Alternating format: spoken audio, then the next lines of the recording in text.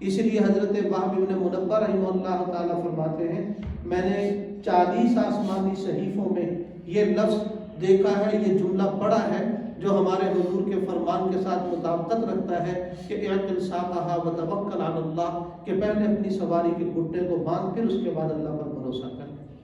اس لیے کہ صحابی توکل کا معنی نہیں سمجھ سکے۔